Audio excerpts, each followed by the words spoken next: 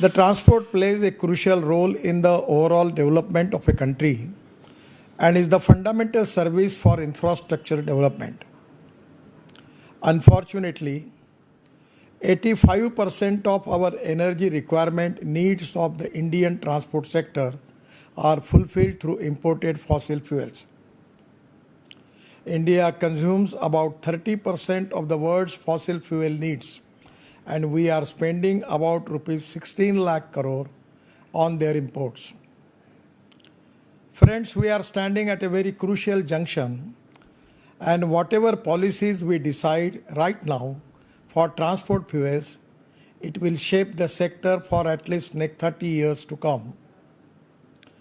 The target of achieving net zero by 2070 set by our Prime Minister is very much achievable, and if we follow the strategic and systematic approach towards transportation.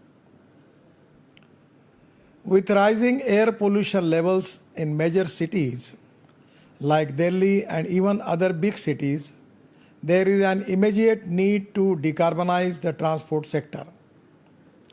The future mobility must be sustainable in the economy, ecology and environment point of view. Our government is progressing on the policy of adopting import substitute, cost-effective, pollution-free and indigenous fuels for the transport sector.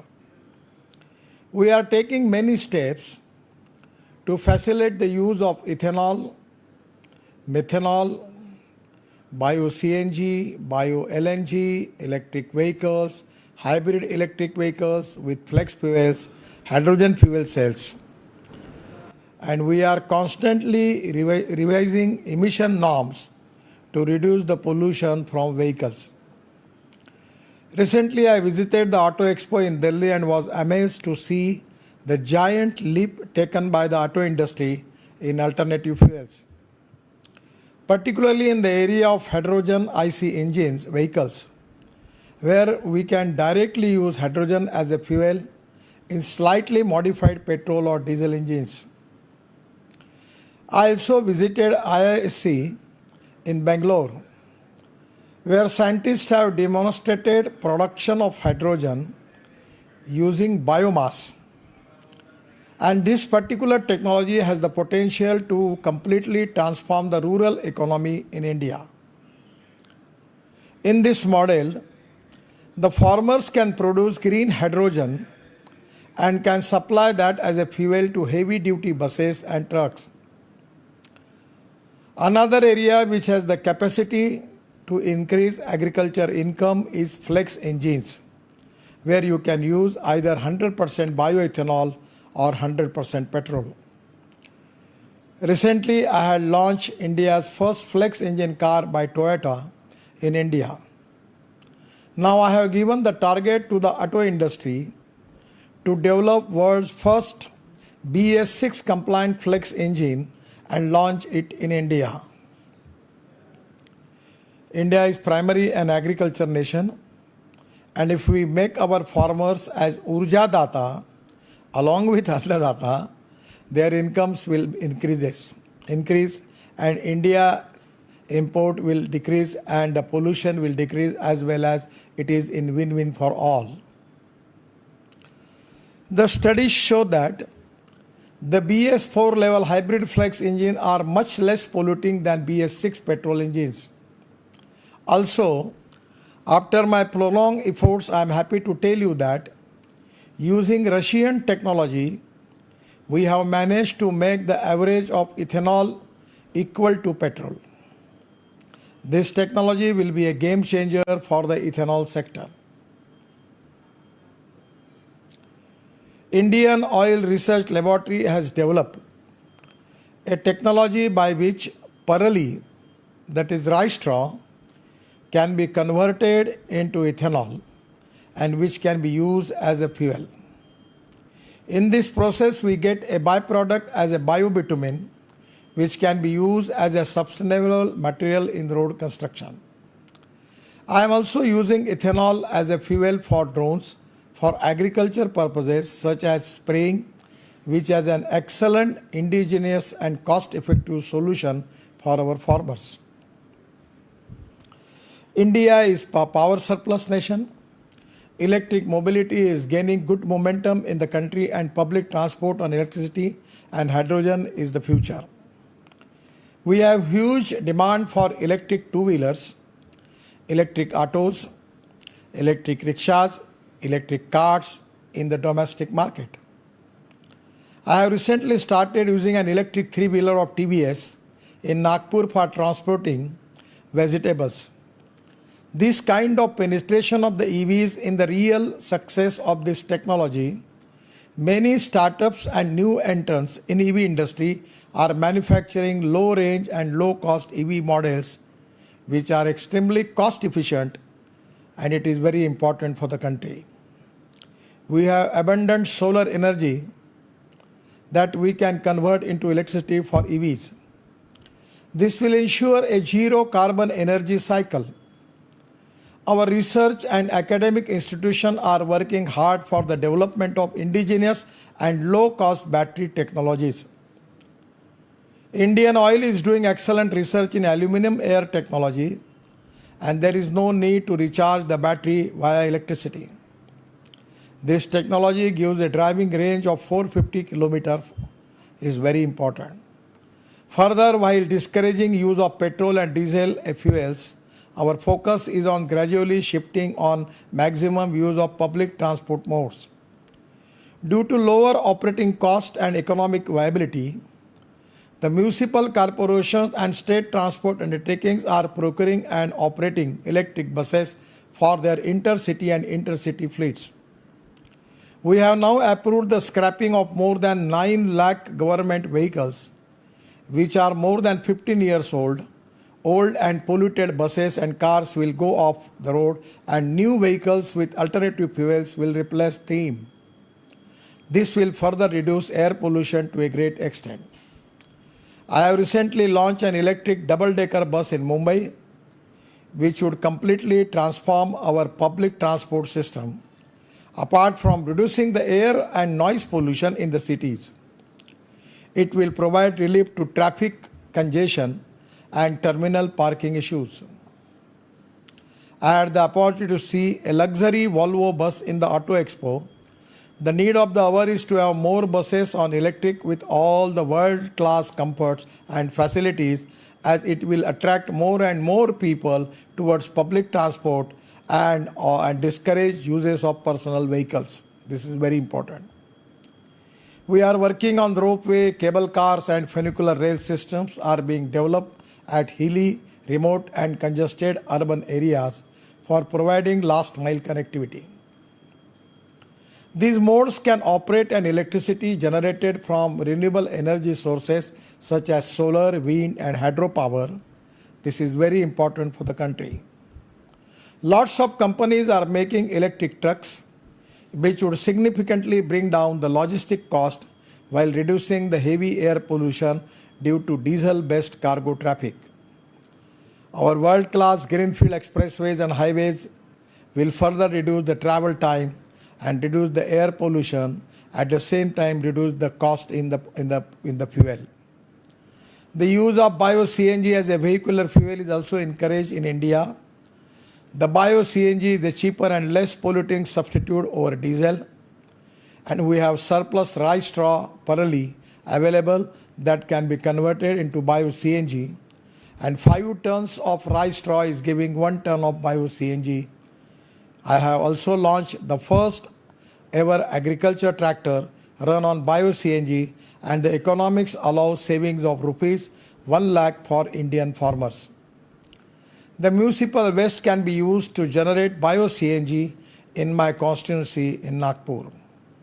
We have converted city buses into bio-CNG, and LNG as a fuel for long-run trucks and buses is economically viable. I have recently inaugurated LNG trucks, which have huge tank capacity and can go up to 1,400 km in a single fill of the tank. This can transport the goods and cargo movement in the country with minimal pollution. Also, the cost of conversion of the diesel truck into LNG is only rupees 10 lakh, which can be recovered within a year. The retrofitment of old and polluting diesel buses into bio-CNG and LNG is an innovative alternative to cut down pollution from old buses without impacting financial health of the state transport corporation undertakings.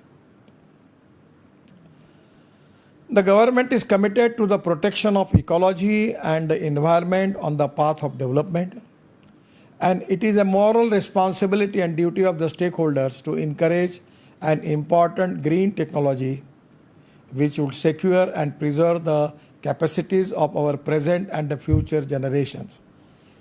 Materials and technology that focus on the recyclability and sustainability must be strongly encouraged.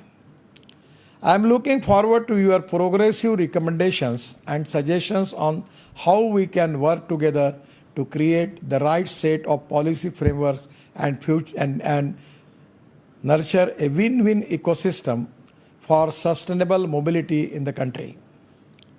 It is very important, I feel, that the double-decker electric luxury buses from the point to point like Delhi to Chandigarh, Delhi to Jaipur, Delhi to Simla, Delhi to Lucknow, Delhi to Kanpur, Mumbai to Bangalore, Mumbai to Aurangabad, Mumbai to Nagpur.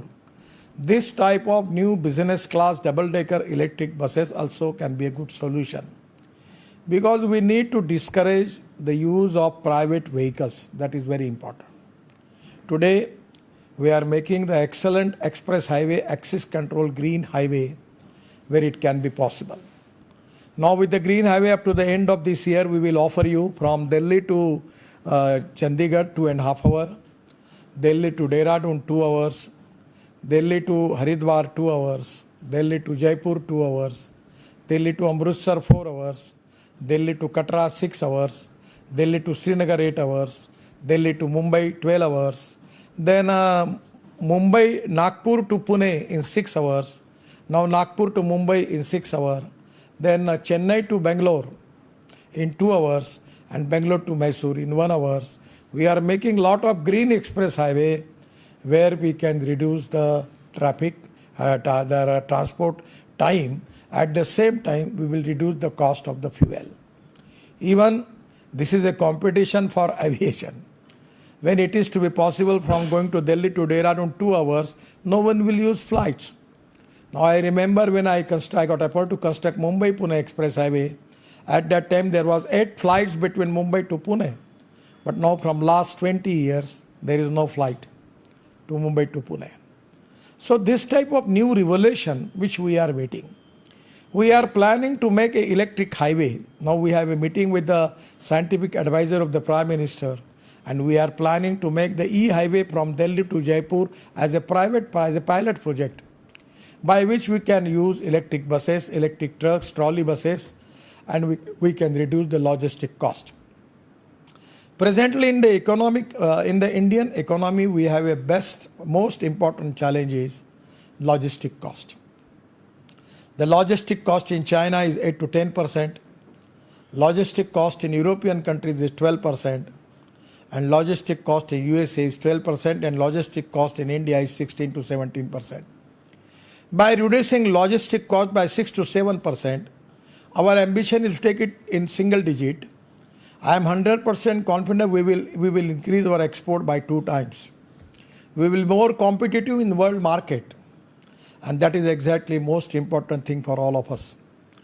The other important thing which I will expect from the FICCI people, that this is the time where we need your cooperation. First of all, cooperation for investment in the public mobility, particularly mass rapid transport on electricity, on hydrogen, in the private public sector.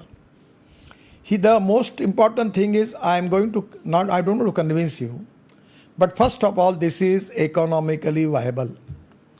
Any success of any project, we need appropriate technology, a proven technology.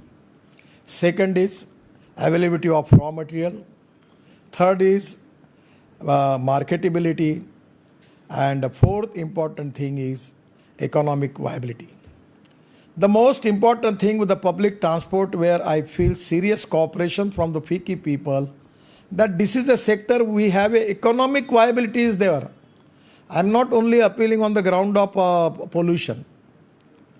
I am talking about the economic viability. Ultimately, the pollution is there. We can save the air pollution. That is the important thing. But the economic viability is most important thing for the commercial people, those who can understand this. Now just I am giving you example that when we received the tender for electric buses, 4,500 buses, the cost coming for non-AC bus 39 rupees per kilometer and AC bus is 41 rupees per kilometer. Now the bus running on diesel in best, the cost is coming 115 rupees per kilometer. So this is the way that this is economically viable. Why our public transport are making losses? Because we need a sophisticated technological system by which we can use the card, not ticket. By which at the front gate there will be entry, there will be camera. At the time of the entrance and the time of when they are coming down, they will show the card. That type of system will reduce a lot of losses, the whatever there in the particularly ticket system. It can be really economically viable. We will get the full tickets, cost of the tickets. At the same time, the fuel, no one can take electricity from the battery. So that is the reason that this is to be one of the important way by which we can make our public transport economically viable. We can make just like European standard double-decker electric buses with the private travels, starting from Delhi to Simla. For tourism, we can use it. There will be a great comfort like business class in aviation. So huge potential is there. We are developing religious tourism. We are developing adventure sports. We are making good roads. We are making 670 roadside amenities. And we are making all type of arrangement to the people for attracting the tourism in the country. So there is a huge economic viability. My request to the FICCI authorities that because of the economic viability, when the profitability is there, how we can engage Indian industry, Indian capital, Indian people taking interest into all these new ventures which are economically viable, and economic viability is very attractive. And that is one of the reasons that today government is pushing. But we need equally cooperation from the public-private sector. We are making good roads. We are encouraging public transport. Even we can start the ropeway, cable car, funicular system. Even the sky bus. I'm thinking on the line to make the sky bus having the capacity of 200 people in the sky for Bangalore. We are using a lot of new technology, light rail transport. The capital cost is comparatively is very less as compared with the metro. So these are the mass rapid transport on electricity, on green hydrogen is the fuel. We can make green hydrogen. We are making hydrogen from the petroleum, we name it as brown hydrogen. We will make the hydrogen from the carbon, that is to be black hydrogen. But we can make hydrogen from biomass. We can use parali. We can make bitumen. We can make organic carbon from the parali. The proven technology is there. Now we want to commercialize the technology, and we are ready to purchase all bitumen we have. We can make by this process. This can be possible. Presently in the country, we have need is for 80 lakh ton of bitumen. And only 50 lakh ton of bitumen capacity we are taken from the Indian refineries, and 30 lakh ton we are making import. If we can make the bitumen from dry straw, the parali in Punjab, Haryana, where they are burning and creating pollution for Delhi, it is conversion of waste into wealth, by which we can get the bitumen. And even by using biotechnology, we can encourage biomass, and using biomass making for bio-CNG, bio-LNG, then green hydrogen, and also we can make bio-bitumen and organic carbon where we can use in agriculture. Now presently my last request to all of you, that in our GDP growth, 12% only contribution from agriculture and allied sector, 22 to 24% from the manufacturing sector, and 52 to 54% from the service sector.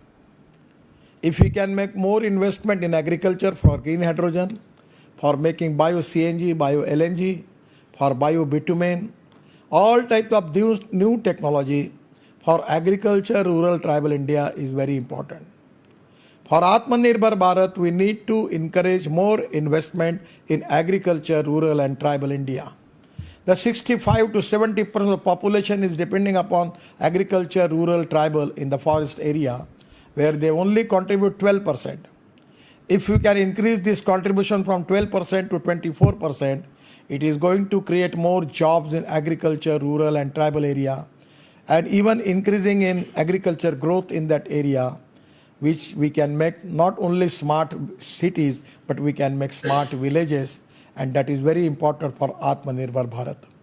Our aim is to make Indian economy as number one economy, largest and super economic power in the world. That is the dream of our Honorable Prime Minister Modi ji. And for that reason, the Atmanirbhar Bharat is the mission. Without making rural agriculture and tribal economy strong, we cannot make Atmanirbhar Bharat. And without developing alternative fuel, green hydrogen, ethanol, and even you giving more agro industry, tourism in the forest area, using of forest material for industry, by encouraging more employment potential, we can eradicate the poverty in the rural agriculture and tribal India, and they will contribute more in the GDP growth for the country. So this is the most important thing for the country now. And where the people like you who are concerned with the investment, who are the entrepreneurizing the Indian industry, and who has got a vision of how we can develop the India, your diversification towards agriculture, rural and tribal India is going to create more strength for the country. I am really happy that this is exactly the link where on the way by which we can march ahead towards the development of our country, and where your personal and your organizational contribution for encouraging people and giving them the knowledge of the technology and encouragement for more capital investment in this sector is very important. I wish you all the success in every task you undertake in the interest of nation building. I am giving my all best wishes to all stakeholders who are present there. I am very sorry because of some urgent work. I have to come back to Nagpur, so I am not presently present there. But I am giving my all best wishes to all of you. I am always available in Delhi for any new initiative, new planning, new suggestions. You always welcome to me. Once again, thank you very much. Namaskar.